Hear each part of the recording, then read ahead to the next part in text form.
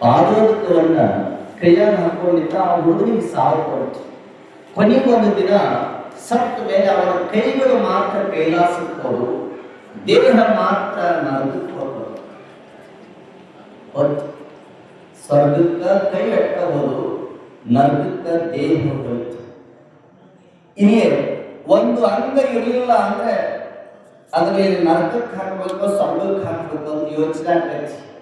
ಯಮ ಅಂದ ಏನ್ ಮಾಡಬೇಕು, ಇವನ ಕೈ ಇಲ್ಲ, ಕೈ ನೋಡಿದ್ರೆ ಸ್ವರ್ಗದಾಗದಲ್ಲ, ಇವನ ದೇಹ ನೋಡಿದ್ರೆ ನರಕದೊಳಗೈತಿ, ಹೆಂಗ ಮಾಡಬೇಕು? ನಾವೇನಾರ ನರಕಕ್ಕೆ ಹಾಕಿದ್ರೆ ಕೈ ಅಲ್ಲೇ ಇನ್ನ ಸ್ವರ್ಗಕ್ಕೆ ಕಳಿಸಿದ್ರ ಇವನ ದೇಹ ಎಲ್ಲ ಬರೀ ನರಕದೊಳಗೆ ಬೀಳುವಂತ ಕೆಲಸ ಮಾಡೈತಿ. ಹೆಂಗ್ ಮಾಡ್ಬೇಕು ಅನ್ಕೊಂಡ ಹಳ್ಳಿ ನಾ ಏನಾರ ವ್ಯತ್ಯಾಸ ಮಾಡಿದೆ ನನ್ನ ಕೆಲಸದೊಳಗಂದ್ರ ದೇವ್ರು ನನಗ ಪರಮಾತ್ಮ ನನ್ನ ನೌಕರಿಯಿಂದ ಕೆಳಗಿಳಿಸ್ತಾರ ಅಂತ ಅನ್ಕೊಂಡು ಹೋದ ಪರಮಾತ್ಮ ಹತ್ರ. ಪರಮಾತ್ಮ ಹಿಂಗಾಗೈತಿ, ಏನಾಗೈತಿ ನೋಡ್ರಿ, ಕೈಗಳು ಸ್ವರ್ಗದಾಗದಾವ, ದೇಹ ಮಾತ್ರ ನರಕದೊಳಗೈತಿ. ಮತ್ತು ಅವನ ನರಕಕ್ಕೆ ಕಳಿಸೋಣ, ಸ್ವರ್ಗಕ್ಕೆ ಕಳಿಸೋಣ. ಕೊನೆಗೊಂದು ಲಿಸ್ಟ್ ಬರ್ತೈತಿ, ಎಲ್ಲರೂ ತಿಳ್ಕೊಳ್ಬೇಕು ನೀವು. ಕೊನೆಗೊಂದು ಲಿಸ್ಟ್ ಬರ್ತೈತಿ, ಎಷ್ಟು ಪಾಪದ ಕೆಲಸ ಮಾಡಿರ್ತೀವಿ, ಎಷ್ಟು ಪುಣ್ಯದ ಕೆಲಸ ಮಾಡಿರ್ತೀವಿ. ಯಾರು ಪುಣ್ಯದ ಕೆಲಸ ಹೆಚ್ಚು ಮಾಡಿರ್ತಾರ ಅವಾಗ ದೇವ್ರು ನನ್ನ ಹತ್ರ ಇರು ಅಂತಾರ. ಯಾರು ಪಾಪದ ಕೆಲಸ ಹೆಚ್ಚು ಮಾಡಿರ್ತೀವಿ ಅವನನ್ನ ದೇವ್ರು ನರಕಕ್ಕೆ ಹಾಕ್ತಾರ. ಹೇಗಿರ್ಬೇಕಾದ್ರೂ ಪರಮಾತ್ಮ ಕೇಳಿದ, ಇವನು ಎಷ್ಟು ಪುಣ್ಯದ ಕೆಲಸ ಮಾಡ್ಯಾನ, ಎಷ್ಟು ಪಾಪದ ಕೆಲಸ ಮಾಡ್ಯಾನ. ಅವಾಗ ಪರಮಾತ್ಮ ಕೇಳಿದ ತಕ್ಷಣ ಯಮರಾಜ ಅಂದ, ಇನ್ನ ದೇವರುಗಳು ವ್ಯತ್ಯಾಸ ಮಾಡಬಹುದು ಜನಗಳಿಗೆ. ದೇವರುಗಳು ಶ್ರೀಮಂತನಿಗೊಂದು ತರ ಮಾಡಬಹುದು ದೇವರು, ಬಡವನಿಗೊಂದು ತರ ಆಶೀರ್ವಾದ ಮಾಡಬಹುದು ದೇವರು. ಆದ್ರೆ ಭೂಮಿಯ ಮೇಲೆ ದೇವರುಗಳು ವ್ಯತ್ಯಾಸ ಮಾಡಬಹುದು. ಆದ್ರೆ ಯಮ ಮಾತ್ರ ಯಾರಿಗೂ ವ್ಯತ್ಯಾಸ ಮಾಡಿದ್ರೆ ಎಲ್ಲರನ್ನು ಒಂದೇ ತರ ಕಾಣ್ತಾನ. ಎಲ್ಲರನ್ನು ಒಂದೇ ತರ ಕಾಣುವಂತ ರಾಜ ಯಾರು ಅಂದ್ರೆ ಯಮರಾಜ ಮಾತ್ರ. ಹಾಗೆ ಅವ ಶಿವ ಅಂತಾರ, ಏನು ಪುಣ್ಯದ ಕೆಲಸ, ಏನು ಪಾಪದ ಕೆಲಸ. ನೋಡ್ರಿ, ಶಿವ ಇವನು ಪುಣ್ಯದ ಕೆಲಸ ಒಂದೂ ಇಲ್ಲ, ಬರೀ ಪಾಪದ ಕೆಲಸ ಮಾಡ್ಯಾನ. ಆದ್ರ ಒಂದೇ ಒಂದು ಸಾರೆ ಶ್ರಾವಣ ಮಾಸದೊಳಗ ಗುರುಗಳ ಮನೆಗೆ ಬಂದಾಗ ಅವನು ಮಾತ್ರ ಕೈಯೊಳಗ ಪಾದೋದಕ ಹಾಕೊಂಡಿದ್ದ. ಅದು ಒಂದು ಪುಣ್ಯದ ಕೆಲಸ ಮಾಡ್ಯಾನ. ಅದಕ್ಕಾಗಿ ಪಾದೋದಕವನ್ನ ಮುಟ್ಟಿರುವಂತ ಕೈಗಳು ಮಾತ್ರ ಸ್ವರ್ಗಕ್ಕೆ ಬಂದಾವ. ಅವನು ಏನು ಕುಡಿಯಲಾರದಕ್ಕಾಗಿ ದೇಹ ಮಾತ್ರ ನರಕಕ್ಕೆ ಬಂದೈತಿ. ಹೆಂಗ್ ಮಾಡೋಣ ಶಿವ ಅಂತ? ಹಂಗಾರೆ ಪಾದೋದಕ, ಗುರುವಿನ ಪಾದೋದಕವನ್ನು ಮುಟ್ಟಿ ಸ್ವರ್ಗಕ್ಕೆ ಕೈಗಳು ಬಂದಾವಂದ್ರ ಅವನು ನರಕದೊಳಗೆ ಬೀಳುವಂತ ಅವಸ್ಥೆಯೊಳಗಿದ್ರು ಸಹಿತ ಅವನನ್ನ ಸ್ವರ್ಗಕ್ಕೆ ಕಳಿಸುವಂತ ತಿಳ್ಕೊಂಡು ಶಿವ ಹೇಳ್ತಾನಂದ್ರೆ, ಹಾಗಾದ್ರೆ ಕೇವಲ ಗುರುವಿನ ಪಾದೋದಕವನ್ನು ಮುಟ್ಟಿರುವಂತ ವ್ಯಕ್ತಿ ನರಕದಲ್ಲಿ ಬಿದ್ದು ಒದ್ದಾಡುವ ಬದಲು ಸ್ವರ್ಗಕ್ಕೆ ಹೋಗ್ತಾನ ಅನ್ನುವಂಥದ್ದನ್ನು ನಾವು ಕೇಳ್ತೀವಲ್ಲ. ಅದಕ್ಕೆ ಅಂತಾರೆ, ಭೂಮಿಯ ಮೇಲೆ ಹರ ಮುನಿದರೆ ಗುರು ಕಾಯುವ, ಗುರು ಮುನಿದರೆ ಹರನು ಕಾಯಲಾರ ಅನ್ನುವಂತ ಉಕ್ತಿಯನ್ನು ನಾವೆಲ್ಲ ಕೇಳ್ತೀವಲ್ಲ. ಹಂಗ ಇಲ್ಲಿ ಪಾದೋದಕವನ್ನ ಕೇವಲ ಕೈಗಳು ಹಾಕೊಂಡಿದ್ದಕ್ಕಾಗಿ ಅವರಿಗೆ ಸ್ವರ್ಗ ಪ್ರಾಪ್ತಿ ಆಗುತ್ತೆ ಅನ್ನುವಂತ ಮಾತನ್ನ ನಾವು ಕೇಳ್ತೇವೆ. ಪಾದೋದಕದ ಮಹತ್ವವನ್ನ ನಾವು ಒಂದೇ ಸಾರಿ ಹೇಳಿದ್ರೆ ತಿಳಿಯಲಿಲ್ಲ, ಬಹಳ ಬೇಕಾಗ್ತದೆ. ಸಮಯದ ಅಭಾವ ಇರೋದಕ್ಕಾಗಿ ಪಾದೋದಕದ ವಿಚಾರವನ್ನು ನಾವೆಲ್ಲ ತಿಳ್ಕೊಂಡು ಪಾದೋದಕವನ್ನು ಸ್ವೀಕಾರ ಮಾಡೋದ್ರಿಂದ ನಮ್ಮ ಪಾಪಗಳು ದೂರವಾಗ್ತವೆ ಅನ್ನುವಂತ ಮಾತನ್ನ ಅರ್ಥೈಸಿಕೊಂಡು ಮುಂದೆ ಈ ಪಾದೋದಕದ ಮಹತ್ವವನ್ನು ಬಹಳ ಸ್ಪಷ್ಟವಾಗಿ ಮರಳಿಸಿದ್ದರು ಶರಣಪ್ಪನವರಿಗೆ ಬೋಧನೆ ಮಾಡ್ತಾರೆ. ನಂತರ ಅವರು ಪ್ರಸಾದದ ಮಹತ್ವವನ್ನು ಹೇಳ್ತಾರೆ. ಪ್ರಸಾದ ಅಂದ್ರೆ ಯಾವುದಕ್ಕೆ ಪ್ರಸಾದ ಅಂತಾರೆ, ಯಾವುದಕ್ಕೆ ಊಟ ಅಂತಾರೆ, ಯಾವುದಕ್ಕ ಅನ್ನ ಅಂತಾರೆ, ಇದೆಲ್ಲ ಮಹತ್ವವನ್ನು ಹೇಳ್ತಾರೆ. ಯಾವುದಕ್ಕೆ ಪ್ರಸಾದ ಅಂತಾರೆ ಅಂದ್ರೆ, ಪ್ರಸಾದದಲ್ಲಿ 3 ತರ: ಶುದ್ಧ, ಸಿದ್ಧ, ಸುಪ್ರಸಿದ್ಧ ಅಂತ. ಶುದ್ಧ ಮಾಡೋದಂದ್ರೆ ಗುರುವಿನ ಪಾದೋದಕವನ್ನ ಸಿಂಪಡಿಸಿಬಿಟ್ರೆ ಅದು ಶುದ್ಧ ಆಗಲ್ಲ. ಹಿಂಗ್ ಬರೇ ಸಿಂಪಡಿಸೋದು ಇಲ್ಲ. ನೀವು ದೇವರ ಮುಂದೆ ಹೋಗಿ ಹಿಂಗೆ ನೈವೇದ್ಯ ಮಾಡ್ತೀರಿ, ಎಲ್ಲ ನಿನಗ ಉಳಿದೆಲ್ಲ ನನಗ ಅಂತ. ವಾಸನೆ ಅಟ್ಟ ನಿನಗ ಉಳಿದೆಲ್ಲ ನನಗ ಅಂತೀವಿ. ಹಂಗ ಶುದ್ಧ ಪ್ರಸಾದ. ಸಿದ್ಧ ಪ್ರಸಾದ ಅಂದ್ರೆ ಮನೆಯೊಳಗೆ ತಯಾರು ಮಾಡಿ ಒಂದು ಭೋಗನಿಗೆ ಆ ಕಡೆ ಈ ಕಡೆ ಭಸ್ಮ ಬಡಿತೀರಿ ನಾವು, ಇದು ಸಿದ್ಧ ಮಾಡಿದ್ದು. ಇಂಥ ಶುದ್ಧ ಶುದ್ಧ ಪ್ರಸಾದದಿಂದ ಸುಪ್ರಸಿದ್ಧ ಪ್ರಸಾದ ಯಾವುದು ಅಂದ್ರೆ, ನಿಮ್ಮ ಮನೆಯಲ್ಲಿ ಮಾಡಿರುವಂತ ಅಡಿಗೆ ಅದು ಊಟವಾಗಿರುತ್ತದೆ. ಅದು ಬಹಳ ಜನ ಸಂಸ್ಕಾರವಂತರಿದ್ರು ಅಂದ್ರೆ ಊಟ ಅಂತಾರ. ಇನ್ನು ಕೆಲವಿಷ್ಟು ಮಂದಿ ಬಾ ತಿನ್ನುವ ಕೂಳು ತಿನ್ನುವ ಅಂತ ಕರೀತಾರ. ಕೂಳುನು ಅಂತಾರ, ಊಟನು ಅಂತಾರ. ಮನೆಯೊಳಗೆ ಕೂಳು ಅಂತ ಬಳಕೆ ಮಾಡಬಹುದು, ಊಟ ಅಂತ ಬಳಕೆ ಮಾಡಬಹುದು, ಅನ್ನ ತಿಂದು ಹೋಗುವ ಅಂತಲೂ ಬಳಕೆ ಮಾಡಬಹುದು. ಆದ್ರೆ ಮಠಗಳಲ್ಲಿ ಮಾತ್ರ ಪ್ರಸಾದ ಅಂತ ಭಾವಿಸಿಕೊಳ್ತಾರೆ. ಯಾಕೆ ಪ್ರಸಾದ ಅಂತಾರಂದ್ರೆ ಪ್ರತಿನಿತ್ಯ ಮಠದಲ್ಲಿರುವಂತ ಗುರುವಿನ ತಪಶಕ್ತಿಯಿಂದ, ಗುರುವಿನ ಪಾದೋದಕದಿಂದ ಆ ಪ್ರಸಾದ ಸುಪ್ರಸಿದ್ಧ ಪ್ರಸಾದವಾಗಿ ಹೊರಹೊಮ್ಮುತ್ತದೆ. ಅದಕ್ಕೆ ಪಾದೋದಕ ಬಿತ್ತು ಅಂದ್ರೆ ಅದು ಸುಪ್ರಸಿದ್ಧ ಪ್ರಸಾದ. ಅಂತ ಪ್ರಸಾದವನ್ನು ನಾವು ಸ್ವೀಕಾರ ಮಾಡಬೇಕು ಅನ್ನುವಂಥ ಮಾತನ್ನ ಬಹಳ ಸ್ಪಷ್ಟವಾಗಿ ಶರಣರಿಗೆ ಬೋಧನೆ ಮಾಡಿಕೊಂತ ಬರ್ತಾರೆ. ಹಾಗೆ ನಾವು ಸಹಿತ ಮಠಕ್ಕೆ ಬಂದಿರ್ತೀವಿ ಅಂದ್ರೆ ಒಂದಿಷ್ಟು ಪ್ರಸಾದವನ್ನು ಸ್ವೀಕಾರ ಮಾಡಿಕೊಂಡು ಹೋಗಬೇಕು. ಪ್ರಸಾದವನ್ನ ಚೆಲ್ಲಬಾರದು. ಅದಕ್ಕೆ ಬಸವಣ್ಣ ಹೇಳ್ತಾನೆ, ಪ್ರಸಾದ ಕಾಯವನ್ನು ಕೆಡಿಸಲಾಗುವುದು ಅಂತ. ಇದು ಅನ್ನಮಯ ಶರೀರ, ಇದಕ್ಕೆ ಅನ್ನವನ್ನು ಹಾಕಬೇಕು. ಅನ್ನ ಅನ್ನೋದಕ್ಕಿಂತ ಪ್ರಸಾದ ಅನ್ನುವಂತ ಭಾವನೆಯೊಳಗೆ ನಾವು ಮಠಗಳಲ್ಲಿರುವಂತ ಪ್ರಸಾದವನ್ನು ಬಹಳ ಭಕ್ತಿಯಿಂದ ಶ್ರದ್ಧಾಮನೋಭಾವದಿಂದ ಪ್ರಸಾದವನ್ನು ಸ್ವೀಕರಿಸಬೇಕು ಅನ್ನುವಂತ ವಿಚಾರವನ್ನು ತಿಳ್ಕೊಳ್ತಾ ಇನ್ನೂ ಹಲವಾರು ವಿಚಾರಗಳು ಬರ್ತಾವೆ ಪ್ರಸಾದದ ಬಗ್ಗೆ. ಹೇಳ್ಬೇಕಂದ್ರೆ ಸಮಯ ಇಲ್ಲ, ಅದಕ್ಕೆ ನಾ ಬಹಳ ಹೇಳಕ್ ಹೋಗಿಲ್ಲ. ಬಹಳ ಹೇಳಿದ್ವಿ ಅಂದ್ರೆ ಅನಾಹುತ ಪುಡಿ ಆಗಿಬಿಡ್ತೈತಿ. ಯಾವುದೋ ಒಂದು ಹೆಣ್ಮಗಳು ಪ್ರವಚನ ಹೇಳಬೇಕಾದ್ರೆ ಒಂದು ದಿನ ಪ್ರವಚನಕ್ಕೆ ಬಂದಿದ್ಲು. ದಿನ ಬರ್ತಿದ್ಲು. ಆದ್ರೆ ದಿನ ಬರ್ಬೇಕಾದ್ರೂ ಸಹಿತ ಒಂದು ತಾಸು ಬಂದು ಹೋಗ್ಬಿಡ್ತಿದ್ಲ ಹೆಣ್ಮಗಳು. ಒಂದು ದಿನ ಅಂದ್ರೆ ಬರೋರೆಲ್ಲ ಬರ್ತಿದ್ರು. ಆಗ ಒಂದು ದಿನ ಶಾಸ್ತ್ರಿಗಳಿಗೆ ಏನಾಗ್ತೈತೆ ಅಂದ್ರೆ ಬಹಳ ಜನ ಬರ್ತಾರೆ. ದಿನ ಒಂದು ತಾಸು ಹೇಳಿ ಸಾಕಾಗಿತ್ತು. ಏನು ಬಹಳ ಮಂದಿ ಕಡಿಮೆ ಬಂದಿದ್ರು, ಅದಕ್ಕೆ ಒಂದು ತಾಸು ಹೇಳಿಬಿಡ್ತಿದ್ದ. ಒಂದು ದಿನ ಬಹಳ ಮಂದಿ ಶಾಸ್ತ್ರಿಗಳು ಇದು ಜನಗಳು ಬಂದಾಗ ಶಾಸ್ತ್ರಿಗಳು ಅಂತಾರೆ, ಇವತ್ತು ಒಂದು ತಾಸು ಹೇಳೋದು ಬೇಡ, 2 ತಾಸು ಹೇಳೋಣ. ನಮ್ಗಾಗಲೇ ಕೂಚರು ಹೇಳಿದ್ರೆ 2.5 ತಾಸು ಸಂಜೆ ಬಿಡಂಗಿಲ್ಲ ಅಂತ. 2.5 ತಾಸು ಕುಡಿಲಿಲ್ಲ ಅಂದ್ರೆ ಏನಾಗೈತೆ ಅಂತ ಹೇಳ್ತೀನಿ. 2.5 ತಾಸು ನಾ ಹೇಳಿದೆ ಅಂದ್ರೆ ಅನಾಹುತ ಆಗ್ತೈತೆ ಅಂತ ಹೇಳೋದು. ಅಲ್ಲೇ ಎಲ್ಲರೂ ಬಂದು ಕುಂತಿದ್ರು. ಕುಂತಾಗ ಅವರು ಪ್ರವಚನಕಾರ ಶಾಸ್ತ್ರೀಜಿಯವರಿದ್ರಲ್ಲ ಹೇಳಕ್ ಚಾಲು ಮಾಡಿದ್ರು. ಅದೊಂದು ಹವ್ಯಾಸ ಇತ್ತು. ಅದು ಕಣ್ಣು ಮುಚ್ಚಿ ಪುರಾಣ ಹೇಳೋದು, ಕಣ್ಣು ಮುಚ್ಚೋದು ಪುರಾಣ ಹೇಳೋದು. ಹೇಳ್ಬೇಕಾದ್ರೆ ಇವ್ರು ಎಲ್ಲರೂ ಕುಂತಾರ ಅಂತ ಸಾಂಬಜೇನಮ ಅಂದವ್ರ ಕಣ್ಣು ಮುಚ್ಚಿಬಿಟ್ರು, ಹೇಳಕ್ ಚಾಲು ಮಾಡಿದ್ರು. ಹೇಳಕತ್ತಿದ್ರು 2 ತಾಸಿಗೆ ಅಲಾರಾಮ್ ಇಟ್ಟಿದ್ರು ಮೊಬೈಲ್ ಒಳಗ. ಬೆಲ್ಲ ಹಾಕು ಕಣ್ಣು ತೆಗೆದ್ರು, ಯಾರು ಇದ್ದಿಲ್ಲ. ಒಂದು ಮುದುಕಿ ಬಂದ ಕುಂತಿರ್ತಾರೆ. ಒಂದು ಮುದುಕಿ, ಆ ಮುದುಕಿ ಕುಂತಿರ್ತಲ್ಲ, ಆ ಮುದುಕಿ ಸುಳ್ಳು ಕುಂತಿದ್ರು, ಅತ್ಕೊಂತ ಕುಂತಿದ್ರು.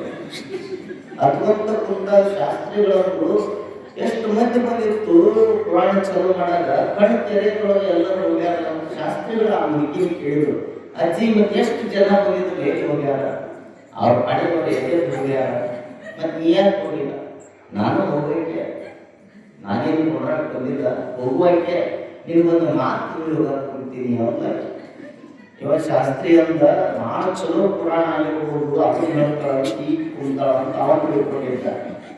ಈಗ ಕುಂತಿದ್ದ ಚಲೋ ಹೇಳ್ಯಾರ ಅಂತ ಶಬಾಷ್ಗಿರಿ ಕೊಟ್ಟು ಹೋಗಕ್ಕೆ ಕುಂತಿರ್ಬೋದು ಅಂತ ಅವ ತಿಳ್ಕೊಂಡ. ಮತ್ತೆ ಏನೋ ಮಾತು ಹೇಳಕ್ ಕುಂತೀನಿ ಅಂತಿ, ಮತ್ತೆ ಸುಮ್ಕೊಂಡ್ರು ಮೊದಲೇ ಅತ್ಕೊಂತ ಯಾಕೆ ಕುಂತಿ ಅಂತ ಅವಾಗ ಅಜ್ಜಿ ಅಂದ್ರಂತೆ, ಅಪ್ಪ ನಿನಗೆ ಬಂಗಾರ ಅಂತ ಮುಕ್ತಿ ಅಂತ ಮಾತು ಹೇಳಕ್ ಕುಂತೀನಿ, ಏನು ಹೇಳು ಅಂತ. ಅದನ್ನೇ ಯಾಕಂತ ಏನಿಲ್ಲ, ನಿನ್ನೆ ನನ್ನ ಮನೆಯಾಗಿನ ಎಮ್ಮಿ ಕರ 2 ತಾಸು ಹಿಂಗ ಒದರಿರ್ತೇವೆ, ಒದರಿ ಅದು ಸತ್ತ ಹೋಗ್ತದೆ ಎಮ್ಮಿ ಕರ.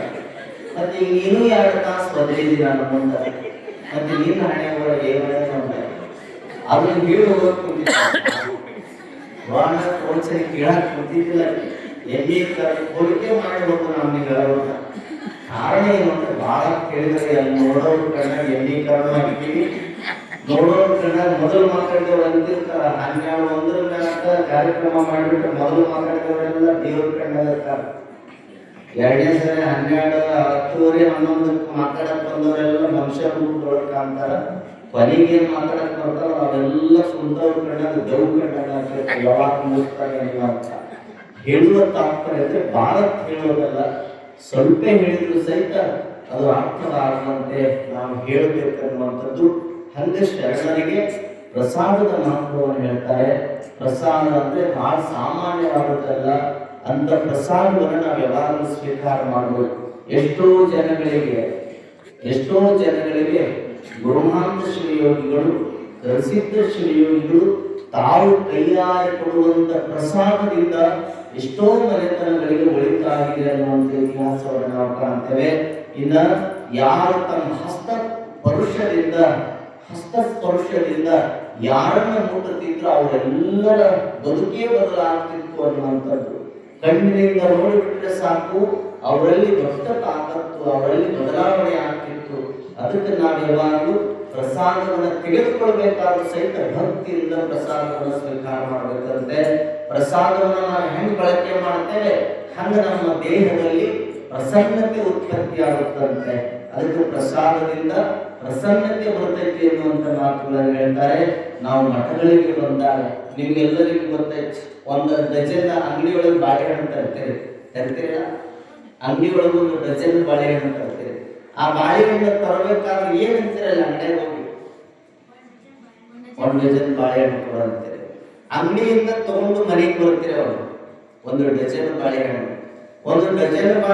ತಗೊಂಡು ಬಂದು ಅಂಗಡಿಯಿಂದ ಮನೆಗೆ ಬಂದ ಮೇಲೆ ಆ ಮನೆಯೊಳಗೂ ಸಹಿತ ಏನಿದೆ ಅಂತೀರಿ, ತೆಗೆದು ಬಾಳೆಹಣ್ಣು ಅಂತೀರಿ. ಹೌದಾ? ಬಾಳೆಹಣ್ಣು ತೆಗೆದು ಇಡು ಅಂತೀರಿ. ಬಾಳೆಹಣ್ಣು ಇಟ್ಟ ಮೇಲೆ ಮಠಕ್ಕೆ ಬರ್ಬೇಕಾದ್ರೆ ಒಂದು ಡಜನ್ ತರದ್ರಿ ನೀವು ಎರಡು ಬಾಳೆಹಣ್ಣು ಹರ್ಕೊಂಡು ಬರ್ತೀರಿ. ಎರಡು ಬಾಳೆಹಣ್ಣು ಹರ್ಕೊಂಡು ಬಂದು ಮಠಕ್ಕೆ ಬಂದು ಅಥವಾ ದೇವಸ್ಥಾನಕ್ಕೆ ಬಂದು ಪೂಜಾರಿ ಕೈಯಾಗಿ ಕೊಡ್ತೀರಿ. ಪೂಜಾರಿ ಕೈಯಾಗಿ ಕೊಟ್ಟ ಮೇಲೆ ಪೂಜಾರಿ ಒಳಗೆ ನೈವೇದ್ಯ ಮಾಡ್ತಾನ. ನೈವೇದ್ಯ ಮಾಡಿ ಹೊಳ್ಳಿ ನಿಮ್ ಕೈಯಾಗಿ ಕೊಡ್ಬೇಕಾದ್ರೆ ಏನಂತಾರೆ? ಮತ್ತೆ ಅಲ್ಲಿ ಬಾಳೆಹಣ್ಣು ಅಂಗಡಿಯಿಂದ ಮನೆಗೆ ತರುವ ಮಟನು ಬಾಳೆಹಣ್ಣ, ಮನೆಯಿಂದ ದೇವಸ್ಥಾನಕ್ಕೆ ಮಠಕ್ಕೆ ಬರುವ ಮಟನು ಬಾಳೆಹಣ್ಣ, ಮಠದಾಗ ಪೂಜಾರಿಗಳ ಕೈಗೆ ಪೂಜೆ ಮಾಡುವಂತ ಅರ್ಚಕರ ಕೈಗೆ ಹೋಗಿ ಗದೀಗ ನೈವೇದ್ಯ ಆಗಿ ಹೊಳ್ಳಿ ಬಂದ ತಕ್ಷಣ ನೀವು ಬಾಳೆಹಣ್ಣು ಕೊಡ್ರಿ ಅನ್ನೋದಿಲ್ಲ, ಪ್ರಸಾದ ಕೊಡ್ರಿ ಅಂತ. ಯಾಕೆ? ಅಲ್ಲೇ ಹಣ್ಣು ಬದಲಾಗಲಿಲ್ಲ, ನೋಡುವ ಕಣ್ಣು ಬದಲಾಗ್ತದೆ. ಅದಕ್ಕೆ ದೇವಸ್ಥಾನಗಳಲ್ಲಿ, ಮಠ ಮಂದಿರಗಳಲ್ಲಿ, ಮಠಮಾನ್ಯಗಳಲ್ಲಿ ಏನೇ ಒಂದಿಷ್ಟು ಅನ್ನ ದೊರೆತರೂ ಸಹಿತ ಅದಕ್ಕೆ ನಾವು ಊಟ ಅನ್ನಂಗಿಲ್ಲ, ಅನ್ನ ಅನ್ನಂಗಿಲ್ಲ, ಪ್ರಸಾದ ಅಂತೀವಿ. ಅಂದ್ರೆ ಅಲ್ಲಿ ಭಾವ ಬದಲಾಗಿರ್ತದೆ, ಅಲ್ಲಿ ಪ್ರಸನ್ನತೆ ನಮಗೆ ಪಕ್ವವಾಗಿರ್ತದೆ. ಅದಕ್ಕೆ ಅಂತ ಪ್ರಸಾದವನ್ನು ಸ್ವೀಕಾರ ಮಾಡಬೇಕು ಅನ್ನುವಂಥ ಮಾತುಗಳನ್ನೆಲ್ಲ ಬಹಳ ವಿಶೇಷವಾಗಿರುವಂಥ ವಿಚಾರಧಾರೆಗಳನ್ನ ಶರಣರಿಗೆ ಬೋಧನೆ ಮಾಡಿಕೊಳ್ತ ಬರ್ತಾರೆ. ಮುಂದೆ ಹೀಗೆಲ್ಲ ಅಷ್ಟಾವರಣದ ಬಗ್ಗೆ ಹೇಳಿದ ಮೇಲೆ ಸದಾಚಾರ, ಶಿವಾಚಾರ, ಲಿಂಗಾಚಾರ, ಗಣಾಚಾರ, ಭಕ್ತಾಚಾರ ಅಂತ 5 ಆಚಾರಗಳ ಬಗ್ಗೆ ಹೇಳ್ತಾರೆ. ಇಲ್ಲಿ ಶಟಸ್ಥಳಗಳ ಬಗ್ಗೆ ಭಕ್ತ, ಮಹೇಶ, ಪ್ರಸಾದಿ, ಪ್ರಾಣಿ, ಶರಣ, ಐಕ್ಯ ಅನ್ನುವಂಥ 6 ಸ್ಥಳಗಳ ಬಗ್ಗೆ ಹೇಳ್ತಾರೆ. ಕೊನೆಗೆಲ್ಲವನ್ನು ಅಧ್ಯಯನ ಮಾಡಿದ ಮೇಲೆ ಶರಣರಿಗೆ ಹೇಳ್ತಾರೆ ಮದುವೆ ಮಾಡಿಕೊಳ್ಳಿ ಅಂತ. ಮದುವೆ ಮಾಡಿಕೊಂಡಾಗ ಶರಣ ಅಂತಾರೆ, ನಾನು ಮದುವೆ ಮಾಡಿಕೊಳ್ಳೇ ನಾನು ಇದೇ ವೀರಶೈವ ಸಿದ್ಧಾಂತದ ಪ್ರಕಾರ ಈ ಶಟಸ್ಥಳ ತತ್ವಗಳನ್ನು ಜೀವನದಲ್ಲಿ ಅಳವಡಿಸಿಕೊಂಡು ನಾನು ಸನ್ಮಾರ್ಗವನ್ನು ಕಾಣಬೇಕು, ನಾನು ಸಮಾಜದ ಸೇವೆಯನ್ನು ಮಾಡಬೇಕು ಅಂತ ಎಲ್ಲ ಹೇಳಿದ ಮೇಲೆ ಸ್ವತಃ ಗುರುಗಳು ಹೇಳ್ತಾರೆ, ಸಂಸಾರದಿಂದ ಸದ್ಗತಿ ಉಂಟು ಕೇಳು ಮಗನೇ, ನೀನು ಸಂಸಾರಿಯಾಗು. 12ನೇ ಶತಮಾನದ ಬಸವಾದಿ ಪ್ರಮುಖರೆಲ್ಲರೂ ಸಹಿತ, ಶರಣರೆಲ್ಲರೂ ಸಹಿತ ಸಂಸಾರಿಗಳೇ. ಸಂಸಾರದಿಂದ ಎಲ್ಲವನ್ನೂ ಸಾಧಿಸಬಹುದು ಅನ್ನುವಂಥದ್ದನ್ನು ತಿಳ್ಕೊಂಡು ಮದುವೆ ಆಗುವಂದಾಗ ಒಂದು ಕನ್ಯೆ ಹುಡುಕಬೇಕು ಅಂತ ಪ್ರಯತ್ನದಲ್ಲಿ ಇರ್ತಾರೆ. ಕನ್ಯಾನ ಶುರು ಮಾಡ್ತಾರೆ. ಅದಕ್ಕೆ ಮಾಷಾಲದ ಮಹದೇವಮ್ಮ ಅನ್ನುವಂಥ ಒಂದು ಹೆಣ್ಣನ್ನು ನೋಡಿ ಆ ಶರಣರಿಗೆ ಮದುವೆ ಮಾಡಬೇಕು ಅಂತಾರೆ. ಹಾಗೆ ಮಾಷಾಲದಲ್ಲಿ ಇರುವಂತ ಒಂದು ಮನೆತನದ ಹೆಣ್ಣು ಮಗಳನ್ನ ಶರಣರಿಗೆ ಮದುವೆ ಮಾಡಬೇಕಂತಾರೆ. ಕನ್ಯಾ ನೋಡೋದಂದ್ರೂ ಬಹಳ ವಿಶೇಷ. ಈಗ ಕನ್ಯಾ ನೋಡೋದು ಬಹಳ ಕಷ್ಟ. ಕನ್ಯೆಯನ್ನ ಈಗ ಯಾರ ಮನೆಗೆಲ್ಲ ಹೋಗಿ ಕನ್ಯಾದಾವಣ್ರಿ ಅಂತ ಕೇಳಿ ಬಹಳ ವಜ್ಜೆ ಐತಿ ಮಂದಿ. ಕನ್ಯಾದಾವಣ ಅಂದ್ರೆ ಅದಾವು. ಹುಡುಗ ಏನ್ ಮಾಡ್ತಾನಂತಾರೆ, ಹುಡುಗ ನೌಕರಿ ಮಾಡ್ತಾನಂದ್ರೆ ಮಾತ್ರ ಕೊಡ್ತಾರೆ ಈ ಮಂದಿ. ನೌಕರಿ ಮಾಡಂಗಿಲ್ಲ ಅಂದ್ರೆ ಕೊಡೋದೇ ಇಲ್ಲ, ಕನ್ಯನೇ ಇಲ್ಲ ಅಂದ್ಬಿಡ್ತಾರೆ. ಬಹಳ ಮಂದಿ ತಲೆಯೊಳಗೆ ನೆನಪಿರ್ಬೇಕು, ನೌಕರಿ ಮಾಡೋನಿಗೆ ಮದುವೆ ಮಾಡಬೇಕು, ನೌಕರಿ ಮಾಡೋನಿಗೆ ಕನ್ಯೆ ಕೊಡಬೇಕು ಅಂತ ನಾವು ಅಂತೀವಲ್ಲ. ನೌಕರಿ ಮಾಡೋನಿಗೆ ಎಂದೂ ಕೊಡಬೇಡ್ರಿ ಕನ್ಯೆ. ನಾನು ನಿಮ್ಗೆ ಹೇಳೋದಿಷ್ಟೇ, ನೌಕರಿ ಮಾಡೋನಿಗೆ ಕನ್ಯೆ ಕೊಡಬೇಡ್ರಿ. ಯಾವ ದುಡಿತಾನಲ್ಲ ರೈತನಾಗಿ ಅಂಥವರಿಗೆ ಕನ್ಯಾ ಕೊಟ್ಟರೆ ನಮ್ಮ ಮಗಳು ಬದುಕು ಭಾಳ ಚಲೋ ಇರ್ತದೆ. ನಮ್ಮ ಮಗಳು ಬದುಕು ಭಾಳ ಚಲೋ ಇರ್ತದೆ. ಕನ್ಯಾ ನೋಡಕ್ಕೆ ಹೋಗ್ತೈತಿ ಮಂದಿ. ಕನ್ಯಾ ನೋಡಕ್ಕೆ ಹೋದ್ರೆ ಕನ್ಯಾ ಇರೋರು ಮನೆಯೊಳಗೆ ದಿನಕ್ಕೆ ಏನಿಲ್ಲ ಅಂದ್ರೆ ಒಟ್ಟು ಆ ಕನ್ಯಾ ಮದುವೆ ಆಗೋದ್ರೊಳಗೆ ಒಂದು 5 ಕ್ವಿಂಟಲ್ ಅವಲಕ್ಕಿ ಕಾರ್ಯ ಮಾಡ್ತೈತಿ. 5 ಕ್ವಿಂಟಲ್ ನೋಡಕ್ಕೆ ಹೋಗೋದು ಅವ್ರು ಅವಲಕ್ಕಿ ತಿನ್ನೋದು ಬರೋದು, ನೋಡಕ್ಕೆ ಹೋಗೋದು ಅವಲಕ್ಕಿ ಬರೋದು, ಬರೀ ಹೀಗೆ ಆಗಿದೆ. ನಾನು ಕೇಳ್ತೀನಿ, ನಿಮ್ಮ ಮಕ್ಕಳಿಲ್ಲ ಹೆಣ್ಮಕ್ಳಿದ್ರೆ ಯಾರಿಗೆ ಕೊಡ್ತೇನೆ ನೀವೆಲ್ಲ? ಕನ್ಯೆಗೆ ನೌಕರಿ ಇದ್ದವನಿಗೆ ಕೊಡ್ಬೇಕಂತಿರಲ್ಲ. ನೀವು ನೌಕರಿ ಇದ್ದವನಿಗೆ ಕೊಡ್ತೀನಿ ಅಂದ್ರೆ ನೌಕರಿ ಮಾಡೋನಿಗೆ ಕೊಡ್ತೀರಿ, ನೀವೇನ ಕೊಡಲ್ಲ. ಕನ್ಯಾ ಐತಿ ಮನ್ಯಾಗ ನೌಕರಿ ಐತೆ ಅಂದ್ರೆ ಇರ್ತೀರಿ. ಮೊದಲ ಐತಿ ನೌಕರಿ, ನೌಕರಿ ಐತಿ ಅಂದ ತಕ್ಷಣ ಮುಂದೆ ಕೇಳೋದೇನು ನೀವು? ಹೊಲ ರೀ, ಹೊಲ. ಒಂದು ದಿನ ಈ ಹೆಣ್ಮಗಳು ಹೋಗಿ ಹೊಲದಾಗ ದುಡಿಯಂಗಿಲ್ಲ, ಆದ್ರೂ ಹೊಲ ಕೇಳ್ತೈತಿ ಮಂದಿ. ಹೊಲ ಐತಿ ಅಂದ ತಕ್ಷಣ ಮತ್ತೆ ಕೇಳ್ತಾರ ಮುಂದ ಮನಿ ರೀ, ಮನಿನೂ ಐತಿ. ಮನಿ ಐತಿ ಅಂದ ತಕ್ಷಣ ಮತ್ತೆ ಮುಂದೊಂದು ಕೇಳಕ್ ಹತ್ತೈತಿ ಮನಿ. ಅತ್ತಿ ಮಾವ, ಅತ್ತಿ ಮಾವ ಗಂಡ ಹೊಡೆದು ಈಗ ಹೊರಟುಬಿಟ್ಟೈತಿ ಫ್ರೆಂಡ್. ಅತ್ತಿ ಮಾವ ಅದಾರನ್ರಿ? ಅದ ಅಂದ್ರ ಅತ್ತಿ ಮಾವ ಹೊಟ್ಟೆ ಕನ್ಸೋರು ಇವರು. ಅತ್ತಿ ಮಾವ ಇರ್ಲಿಲ್ಲ ಅಂದ್ರೆ ಮಗಳನ್ನ ಕೊಡೋರು ಅಷ್ಟೇ ಇವರು. ಅತ್ತಿ ಮಾವ ಇದ್ದಂದ್ರೆ ಮಗಳನ್ನ ಕೊಡಬಾರ್ದು ಅಂತಲ್ಲ, ಮಗಳನ್ನು ಮದುವೆ ಮಾಡಿ ಕೊಡಬೇಕಾದ್ರೆ ಅತ್ತೆರ ಇರಲಿ, ಮಾವರ ಇರಲಿ, ಹೊಲರ ಇರಲಿ, ಮನೆಯರ ಇರಲಿ, ಏನಾರ ನೌಕರಿಯರ ಇರಲಿ, ನೀವು ಕನ್ಯಾ ನೋಡಕ್ ಹೋದ್ರಿ ಅಂದ್ರೆ ಒಂದು ಸಾಲ ಪರೀಕ್ಷೆ ಮಾಡಿ. ನೀವೆಲ್ಲ ರೈತರು ಎದ್ರಿಲ್ಲ, ನಿಮ್ಮ ಮನೆಯೊಳಗೆ ಎತ್ತುಗಳನ್ನು ತರ್ತೀರಲ್ಲ, ಎತ್ತು ತರಬೇಕಾದ್ರ ಎತ್ತು ಪರೀಕ್ಷೆ ಮಾಡಿ ತರ್ತೀರ, ಹಂಗ ತರ್ತೀರಿ. ಏನೇನು ಪರೀಕ್ಷೆ ಮಾಡ್ತೀರಿ?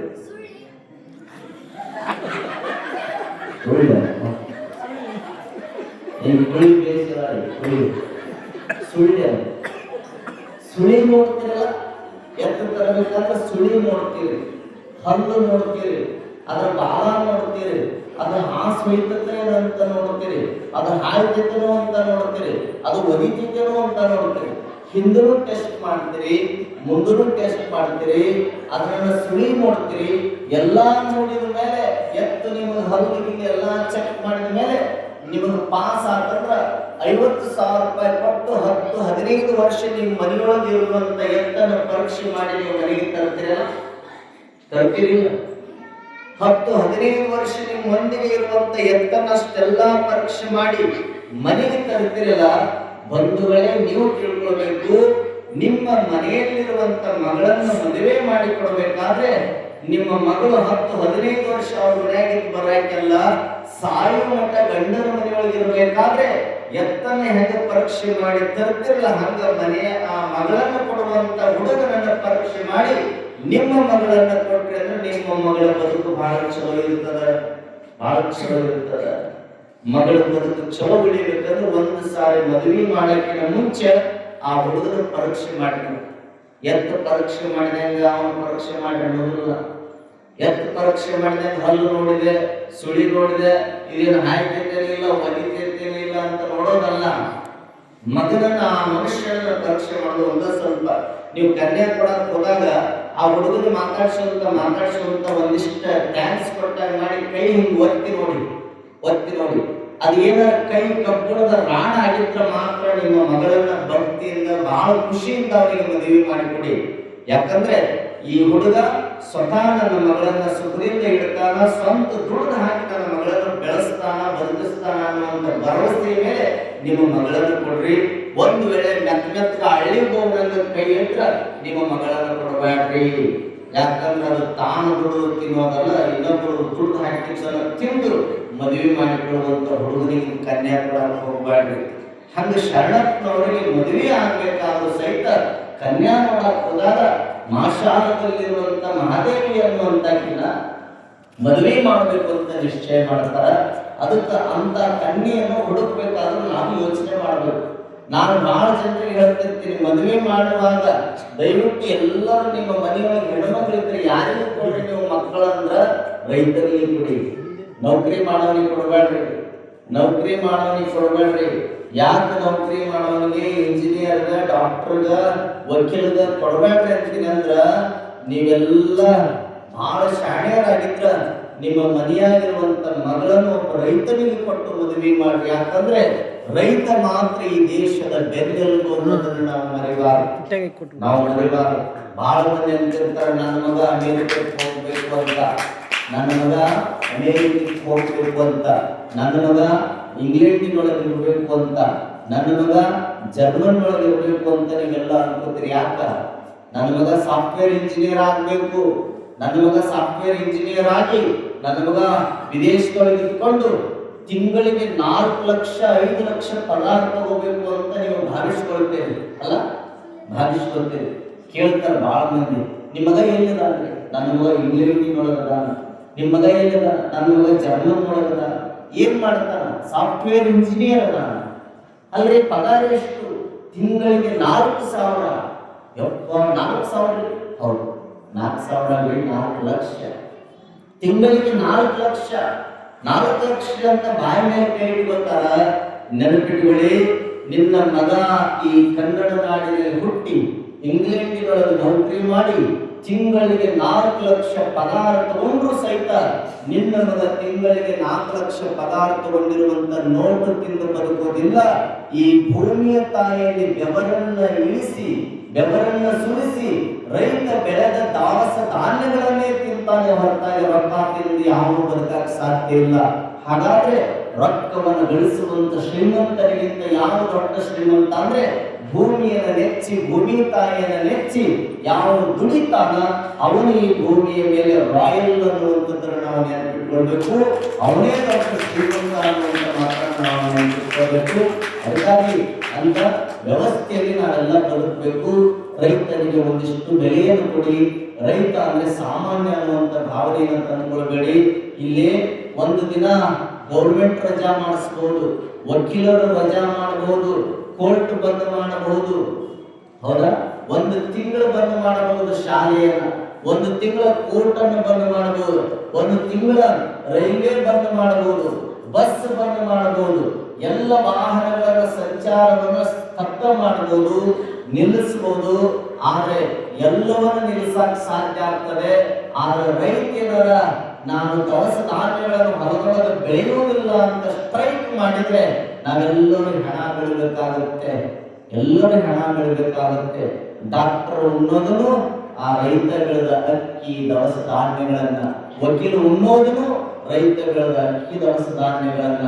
ನಾವು ಎಂತ ಸಾಫ್ಟ್ವೇರ್ ಇಂಜಿನಿಯರ್ ಇದ್ರು ಸಹಿತ ರೈತ ಬೆಳೆದದ್ದನ್ನೇ ತಿಂದು ಬರುತ್ತೇವೆ ಹೊರತಾಗಿ ನಾವು ಗಳಿಸಿದ ನಮ್ಮ ಪಗಾರದಿಂದ ನಾವು ಬದುಕುವುದಿಲ್ಲ. ಅಂದ್ರೆ ರೈತರೇ ಶ್ರೇಷ್ಠ ಅನ್ನುವಂತ ಮಾತನ್ನ ನೆನಪಿಟ್ಕೊಂಡು ಅಂತ ರೈತರಿಗೆ ನಿಮ್ಮ ಮಕ್ಕಳನ್ನು ಕೊಡುವಂತ ಕೆಲಸವನ್ನು ಮಾಡಿ ನಿಮ್ಮ ಮಕ್ಕಳನ್ನು ಒಂದಿಷ್ಟು ರೈತರನ್ನಾಗಿ ಮಾಡುವಂತ ವ್ಯವಸ್ಥೆಯನ್ನು ನೀವು ರೂಢಿಸಿಕೊಂಡ್ರೆ ನಮ್ಮ ದೇಶ ಒಂದು ಶ್ರೇಷ್ಠ ದೇಶವಾಗ್ತದೆ, ಪವಿತ್ರ ದೇಶವಾಗ್ತದೆ ಅನ್ನುವಂತ ಮಾತನ್ನು ತಿಳಿಸಿ ಇಲ್ಲಿ ಶರಣಪ್ಪನವರಿಗೆ ಕನ್ಯೆ ನೋಡ್ತಾರೆ. ನಾಳೆ ದಿನ ಈ ಕನ್ಯೆಯನ್ನು ಫಿಕ್ಸ್ ಮಾಡಿದ ಮೇಲೆ ಒಂದು ದಿನ ಚಲೋ ಶುಭ ಮುಹೂರ್ತದಲ್ಲಿ ಮದುವೆಯನ್ನು ಮಾಡ್ತಾರೆ.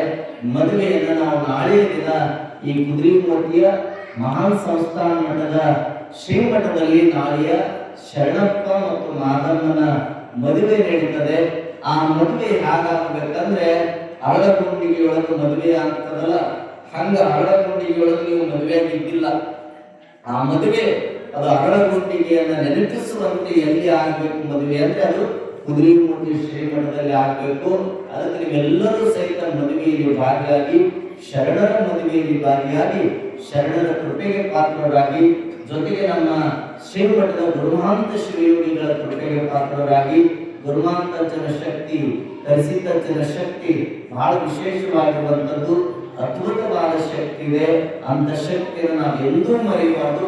ಆ ಶಕ್ತಿಯಿಂದ ನಾವು ಏನಾದರೂ ಅಲ್ಲಗಳಿದ್ರೆ ನಮಗೆ ಕರ್ಮ ಬಿಟ್ಟಿದ್ದಲ್ಲ ಅನ್ನುವಂಥ ಮಾತನ್ನ ನೀವೆಲ್ಲ ಗಮನದಲ್ಲಿಟ್ಟುಕೊಂಡು ಶ್ರೀಮಠದ ಸೇವೆಯನ್ನು ಸಲ್ಲಿಸಿ ಶ್ರೀಮಠಕ್ಕಾಗಿ ದುಡಿರಿ ಅನ್ನುವಂಥ ಮಾತುಗಳನ್ನು ಹೇಳ್ತಾ, ನನಗೆ 2 ದಿನ, ಇವತ್ತೊಂದು ದಿನ, ಇನ್ನೊಂದು ದಿನ ಪ್ರವಚನ ಮಾಡಲಿಕ್ಕೆ ಅನುಕೂಲ ಮಾಡಿಕೊಟ್ಟಿದ್ದಾರೆ.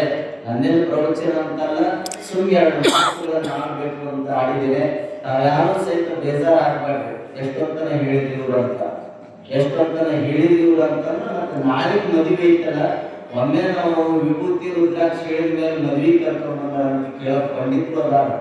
ಅದಕ್ಕೆ ಎಲ್ಲದನ್ನ ಹೇಳಿ ಇಲ್ಲಿಗೆ ಮುಗಿಸಿದ್ವಿ ಅನ್ನುವಂಥ ಮಾತನ್ನ ಇನ್ನೊಂದು 2 ತಾಸು ಹೇಳ ಬೇಡ,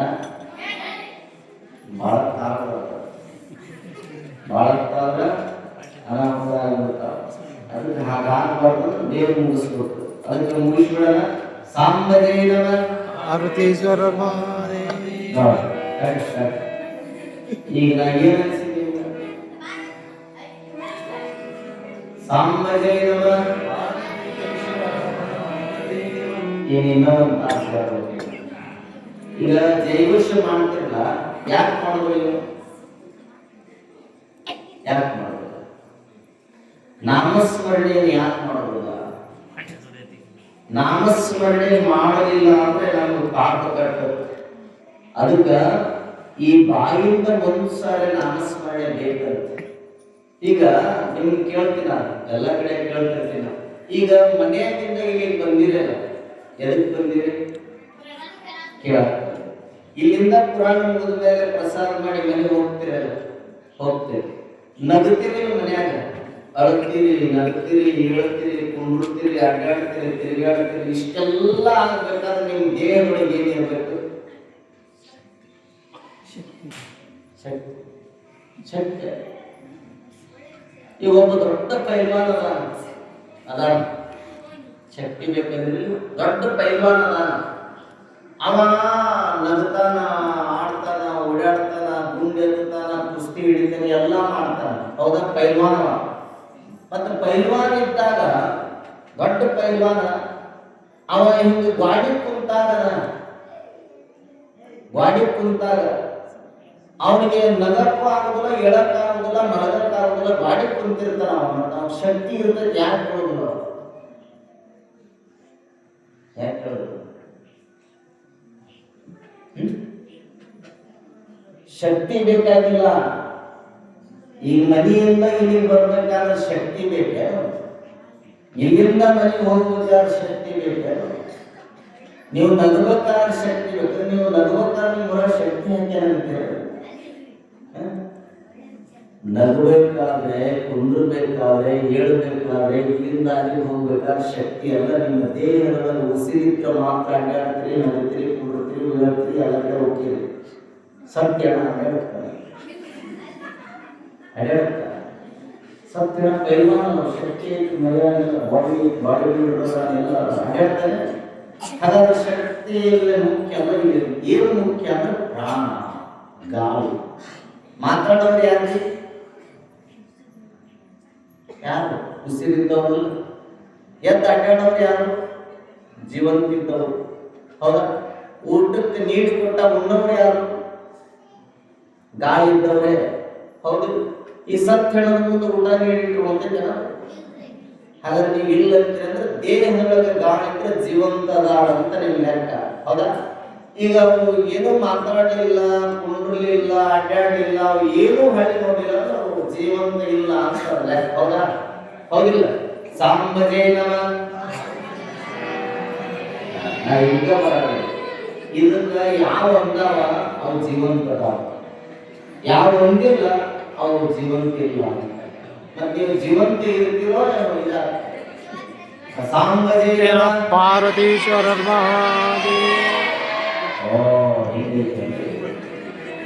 ಎಲ್ಲ ತಿಳಿಸಿ ಹೇಳಿದ್ಮೇಲೆ ಜೀವಂತ ಇರಬೇಕಂದ್ರ ಭಗವಂತನ ನಾಮಸ್ಮರಣೆಯನ್ನು ಮಾಡ್ಬೇಕಂತ. ಒಮ್ಮೆ ಈ ಪ್ರವಚನ ನಡೆದ ಭಾಳ ಚಲೋ ನಡೆದಾಗ ಏನಾಗಿತ್ತು, ಕೊನೆಗೆ ಹೇಳಿ ಮುಗಿಸ್ಬಿಡ್ತೀನಿ. ಪ್ರವಚನ ನಡೆದಾಗ ಏನಾಗಿತ್ತು ಗೊತ್ತಾ? ಎಲ್ಲ ಪ್ರವಚನಕ್ಕೆ ಬಂದಿದ್ರು. ಬಂದ ಮೇಲೆ ಇಂಥ ನಮ್ಮಂತವ್ರು ಒಂದಿನ ಏನಾಗಿತ್ತು, ದೇವ್ರು ಎಲ್ಲಾ ಕಡೆ ಅದ ಅಂತ ಹೇಳ್ಬಿಟ್ರು. ದೇವರು ಎಲ್ಲಾ ಕಡೆ ಅದ, ದೇವ್ರು ಎಲ್ಲಾ ಕಡೆ ಅದ ಅಂದ ತಕ್ಷಣ ಎಲ್ಲರಿಗೆ ಆಶ್ಚರ್ಯ ಆಗ್ತದೆ. ಎಲ್ಲಾ ಕಡೆ ದೇವ್ರ ದಾರನ್ನ ಹೆಂಗ್ ಮಾಡೋದು? ಪ್ರವಚನ ಬಂದವರೆಲ್ಲ ಪ್ರಸಾದ ಮಾಡಿ ಮನೆಗೆ ಹೋದ್ರು. ಮನೆಗೆ ಹೋಗಿ ಊಟ ಗೀಟ ಮಾಡಿ ಮಾಡ್ಕೊಂಡ್ರು. ಬೆಳಿಗ್ಗೆ ಮೇಲೆ ಮುಖಮಾರ್ಜನೆ ಮಾಡಿಕೊಂಡು ಹಲ್ಲಿಗೆ ಮುಚ್ಚಿ ಟಿವಿ ಕುಡಿದು ಮೂಲೆ ಒಂದು ಇರ್ತೈತೆ ನೋಡಿ ಉದ್ದ ಕೈಗೆಗಳು. ಏನು ಮೂಲೆ ಒಂದು ಇರ್ತೈತೆ ಕಸಬರಿ. ಖರೆ ಕಸಬರಿಗೆ ತಗೊಂಡು ಏನ್ ಮಾಡ್ತಾರೆ?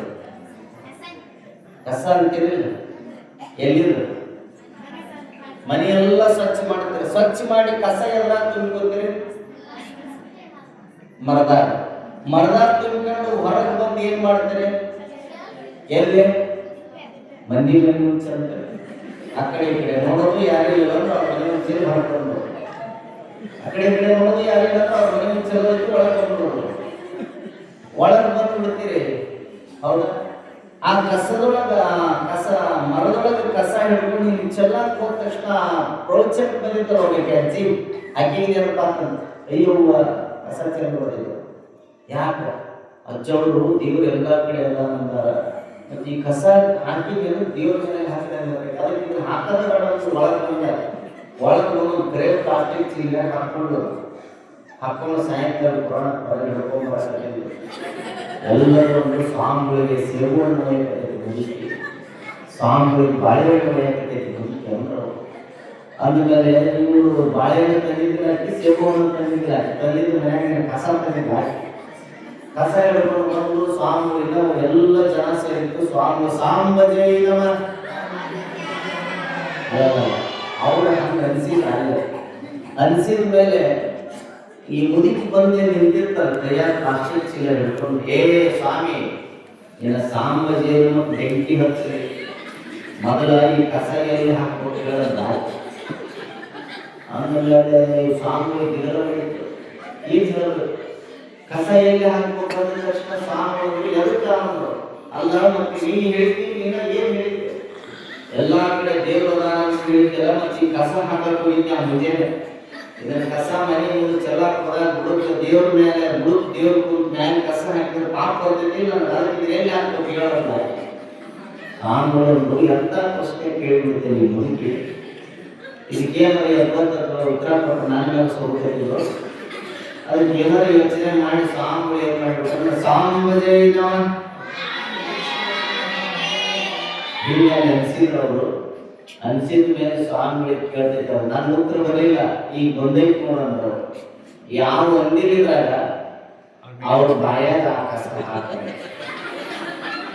ಅಂದ್ಲಾರ್ದ ಬಾಯಾಗ ಕಸ ಯಾಕೆ ಹಾಕ್ತಾರೆ ಸ್ವಾಮಿಗಳು? ಆ ಬಾಯಾಗ ದೇವರಿಲ್ಲ.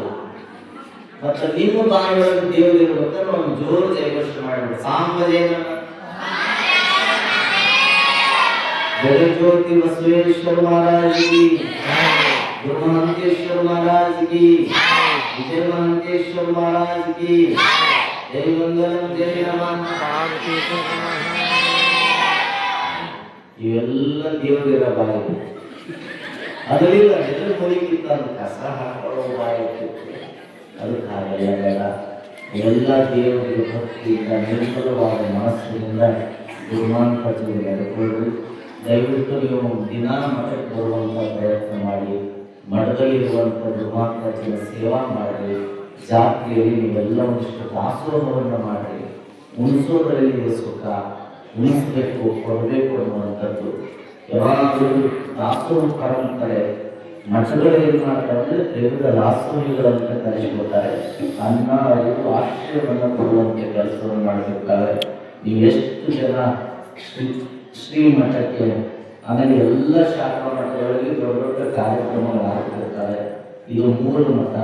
ಈ 3 ಮಠದಾಗ ನೀವೆಲ್ಲ ಹೆಂಗಿರ್ಬೇಕಂದ್ರೆ ಶ್ರೀಮಠದ ಭಕ್ತರು ಭೀಮನ ಭಕ್ತರಾಗಿರ್ಬೇಕು. ಕುದುರೆಮೂರ್ತಿ ಸಂಸ್ಥಾನ ಮಠದ ಮೂಲ ಮಠದ ಭಕ್ತರಾಗಲ್ಲ ಅಂದ್ರೆ ಎಲ್ಲಾ ಶಾಖಾ ಮಠಗಳಿಗಿಂತ ಅತ್ಯಂತ ಗಟ್ಟಿತನ ಇರುವಂತ ಭಕ್ತರಿಗೆಲ್ಲ ಅವರು ಕುದುರೆಮೂರ್ತಿ ಆಗಲ್ಲ ಅನ್ನೋದು ಗೊತ್ತಾಗುತ್ತೆ.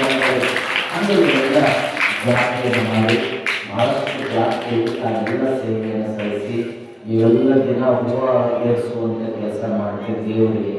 ದೇವರಿಗೆ ಹೂವು ಏರಿಸ್ತೀರಿ. ಹೆಂಗೆ ಏರಿಸ್ತೀರಿ ನೀವು ಹೂವು? ದೇವ್ರಿಗೆ ಹೂವು ಏರಿಸ್ತೀರಿ ಮನೆ ಹೆಂಗೆ ಏರಿಸ್ತೀರಿ ಹೇಳಿ? ಆ ಮನೆ ಮುಂದಿನ ಕಂಪೌಂಡ್ ಚಿಗುರು ಕಂಪೌಂಡಿಗೆ ಹೂವು ತಗೊಂಡಿರುತ್ತೆ. ಕಂಪೌಂಡ್ ಚಿಗುರು ಕಂಪೌಂಡ್ ಆಗಿರುವಂತ ಹೂವು ಯಾವಾಗ ತಂದಿರ್ತದೆ ಅಂದ್ರೆ ಕಂಪೌಂಡಿನ ಒಳಗೆ ಮನೆ ಇರ್ತದೆ. ಅವ್ರು ಹೇಳಕ್ಕಿಂತ ಮುಂಚೆ ತಂದಿರ್ತದೆ. ಈ ಮನೆಯಿಂದ ಚಿಗುರು ಆ ಮನೆ ಇರುವಂತ ಹೂವು ತಂದು ಆ ಹೂವನ್ನ ಜಳಕ ಮಾಡಿ ಭಕ್ತಿಯಿಂದ ದೇವ್ರಿಗೆ ಏರಿಸ್ತೀರಿ. ನೀವು ಏರಿಸ್ತಿಲ್ಲ. ನೀವು ದೇವರಿಗೆ ಏರಿಸಿ ಖುಷಿ ಪಡ್ತಿರ್ತೀರಿ. ಎದ್ದ ಮೇಲೆ ಆ ಮನೆಯವರು ನೀವು ಹೂವು ಏರಿಸ್ತಾರೆ. ಅದು ಎದ್ದ ಮೇಲೆ ನೀವು ಹೂವು ಏರಿಸ್ಕೋಬಾರ್ದು. ಮನೆಯಾಗ ಕಂಪೌಂಡ್ ಚಿಗುರು ಹೂವು ಹಾಕೋದು ದೇವರಿಗೆ ಏರಿಸೋ ಕೆಲಸ ಮಾಡಬೇಡಿ. ನಿಮ್ಮ ಮನಸ್ಸನ್ನು ನಿರ್ಮಲವಾಗಿಟ್ಕೊಂಡು ಬಂದು ಆ ಗುರುಮಾಂತರ್ಜನ ಪರಿಸಿತರ್ಜನ ಗತ್ತಿಗೆಯಲ್ಲಿ ಶ್ರೀಮಠದ ಗತ್ತಿಗೆಯಲ್ಲಿ ಭಕ್ತಿಯಿಂದ ದಿನ ಮಾಡಿಕೊಡ್ರಿ. ನಮ್ಮೆಲ್ಲ ಕಷ್ಟಗಳ ಪರಿಹಾರ ಆಗಲಿ ಅನ್ನುವಂಥ ನಾವು ಬದುಕಿದ್ರೆ ಗುರುಮಾಂತ ಶ್ರೀಮಠದ ಎಲ್ಲ ಶಕ್ತಿ ಚೈತನ್ಯಗಳನ್ನು ಕಾಪಾಡುತ್ತೆ ಅನ್ನುವಂಥ ಮಾತನ್ನು ಹೇಳಿ ಇವತ್ತಿನ ಈ ಪ್ರವಚನಕ್ಕೆ ವಿರಾಮ ಕೊಡ್ತೇನೆ. ಇನ್ನು ನಾಳೆಯಿಂದ ಮದುವೆ ಕಾರ್ಯಕ್ರಮ ಎಲ್ಲ ಕಳೆದು ತೋರಣಗಳಿಂದ ಶೃಂಗಾರ ಮಾಡಿ ಭಾಳ ಖುಷಿಯಿಂದ ಇಲ್ಲೇನು ಪದ್ಧತಿ ಅಂತ ಗಂಡಿನವರು ಹೆಣ್ಣವರು ಆಗುವಂಥ ಪದ್ಧತಿಗಳು ಅದಾವಲ್ಲ, ಯಾರ್ಯಾರು ಗಂಡಿನವ್ರು ಹಾಕಿರೋ ಯಾರ್ಯಾರು ಹೆಣ್ಣಿನವ್ರು ಹಾಕಿರೋ ಬಂಗಾರ ಮಾತ್ರ ಚಲೋ ತಗೊಂಡು ಬರೀ ಕ್ಷಣಕ್ಕೆ 3 ಲಕ್ಷ ಆಗೈತಿ, ಸಸ್ತಾಯ್ತು ಭಾಳ ಬಂಗಾರ, ಅದಕ್ಕೊಂದು 5-6 ತೊಲೆ ತಗೊಂಡು ಬರೀ ಅನ್ನುವಂಥ ಮಾತುಗಳನ್ನು ಹೇಳ್ತಾ ಒಟ್ಟಾರೆ ನಿಮ್ಗೆಲ್ಲರಿಗೂ ಒಳ್ಳೆಯದಾಗಲಿ. ನಾಳೆ ನಿಮ್ಮ ಕಾರ್ಯಕ್ರಮ, ನಿಮ್ಮ ಮದುವೆ ಅದು ಅರಳುಗುಂಡಿಗೆಯೂ ಸಹಿತ ಹಿಂಗೆ ಆಗಿಲ್ಲ ಅನ್ನುವಷ್ಟರ ಮಟ್ಟಿಗೆ ಈ ಮದುವೆಯನ್ನು ಮಾಡಿ ನಾಳೆ ಈ ಊರಾಗಿರುವಂಥ ಪ್ರತಿಯೊಬ್ಬರ ಹೆಜ್ಜೆ ಎಲ್ಲಿ ಕೊಡಬೇಕಂದ್ರೆ ಅದು ಕುದುರೆಮೂರ್ತಿ ಮೈಸೂರು ಸಂಸ್ಥಾನ ಮಾಡಿದ ಪ್ರಾರಂಭಗಳೊಳಗೆ ನಿಮ್ಮೆಲ್ಲರ ಹೆಜ್ಜೆ ಇರಲಿ ಅನ್ನುವಂಥ ಮಾತನ್ನು ಹೇಳ್ತಾ ಕಾರ್ಯಕ್ರಮ